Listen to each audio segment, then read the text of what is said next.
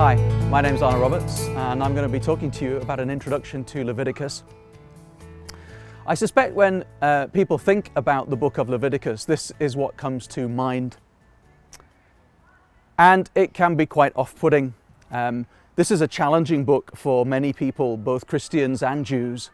And in some cases, it has deterred people from reading the Bible.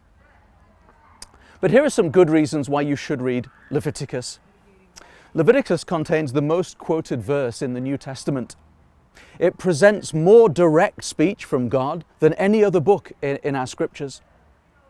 It lies at the very center of God's purpose with his people, and it invites us to be holy like God. Now, in the Old Testament, Leviticus is found in what we call the Pentateuch, the first 5 books of Moses.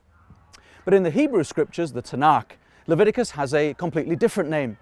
It's known by the name Vayikra, and that comes from the opening verse.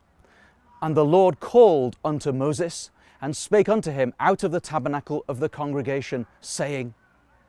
And the word Vayikra is this idea of continued calling. Now, that might raise a whole set of questions. Why is the Lord talking or calling to Moses outside of the tabernacle? What are they talking about? What is this tabernacle? And who is this congregation?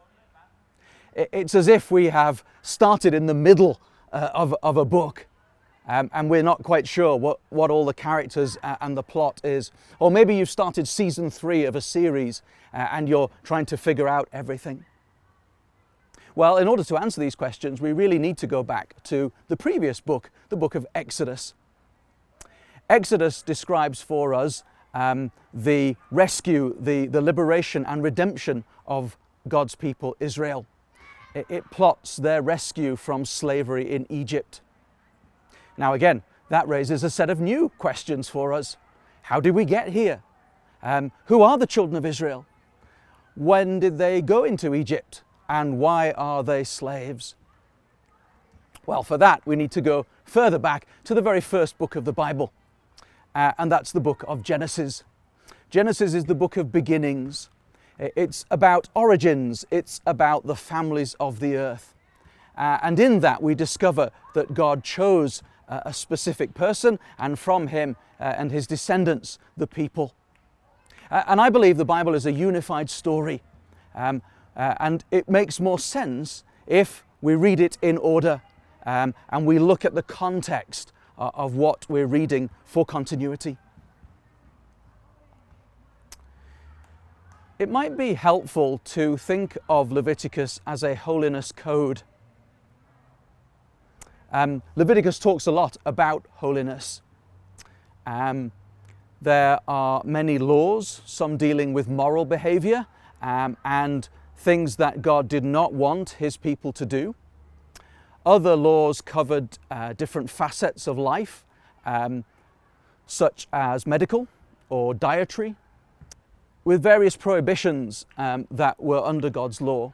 In our Western world, we tend to see these things as unconnected and different, but in the law, they're all combined into one. Modern psychologists have started to see that, in fact, these different aspects may well be interlinked. And in the law of Moses, God brings them all together. So we have these ideas of holy and unholy. And unholy could be further divided into clean, that which is ordinary, and unclean, that which is polluted. This raises, when we look at the details of Leviticus, a whole set of challenging questions. And I want to just think of 3 of those that people have asked when they've tried to understand Leviticus or started to read it. Question 1 is, how come we've got so much detail and repetition? Isn't it just a little bit tedious? Why do we have to read this stuff?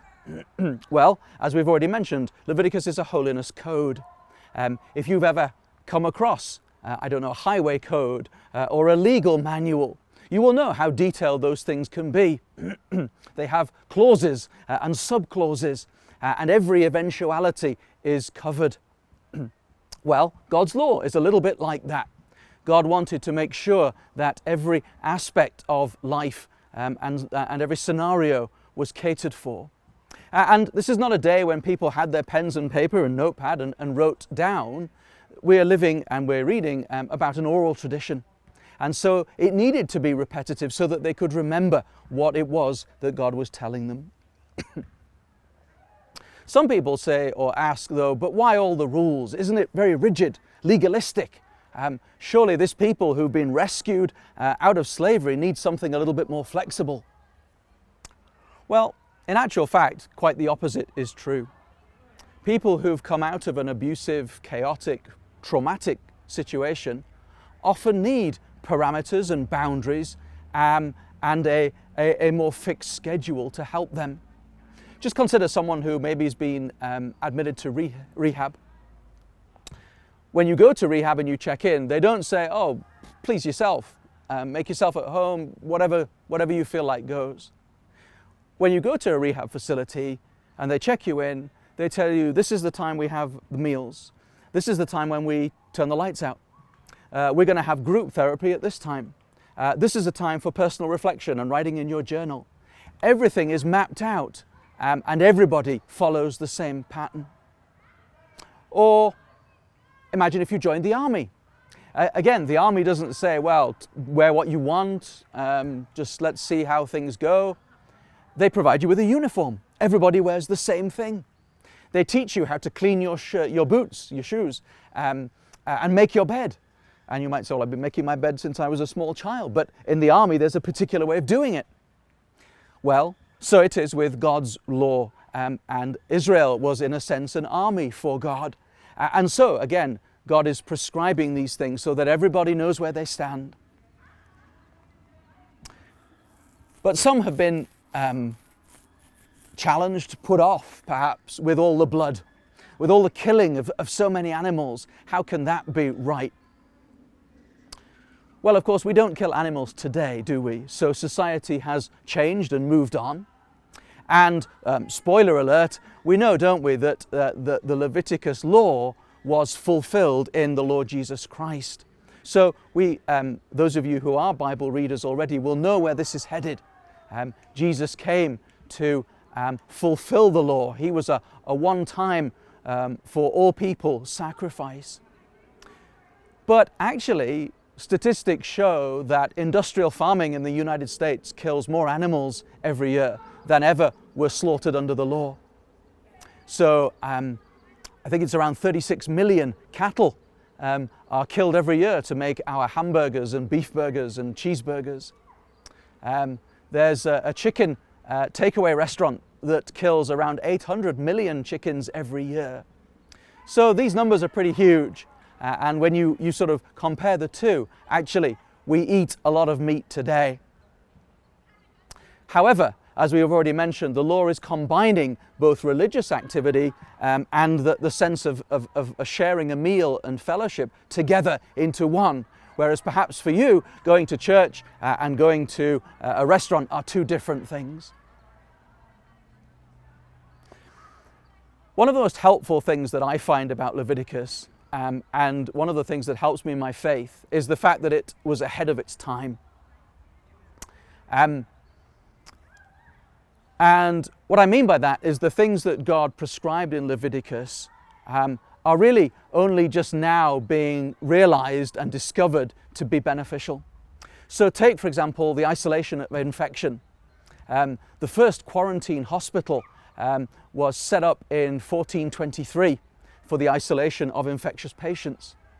Yet God prescribed that those who were unclean should be moved outside of the camp where the general population was living, again, so that they could be alone and so that disease could be contained. Take the food laws. Only in the last few centuries, something around the 1700s, have we had modern refrigeration to keep our food fresh. But under God's law, certain seafood and pork was not allowed because of the fact that it could get parasites and become contaminated. So God was protecting his people. The washing of hands. It wasn't until 1847 that Dr. Semmelweis made the connection between patients who were dying and the washing of hands. And so he insisted on washing his hands to increase the chance of patient survival, particularly during surgery. Again, under the law of Moses, hands were being washed centuries, millennia ago. And sanitation, again, God prescribed for his people a way to maintain sanitation with so many people living in close proximity. And yet still today in the developing world, we see the effects of poor sanitation and what that can do for the spread of disease and the decline in public health. So the law of Moses was advanced, and God's law is clearly ahead of its time. So I invite you to dive in. They say, don't they, that the proof of the pudding is in the eating. So connect with God's message contained in this amazing book. Understand more about what it means to be holy, and find out how the work and the good news about Jesus Christ is based on what was written in the very heart of God's law in Leviticus.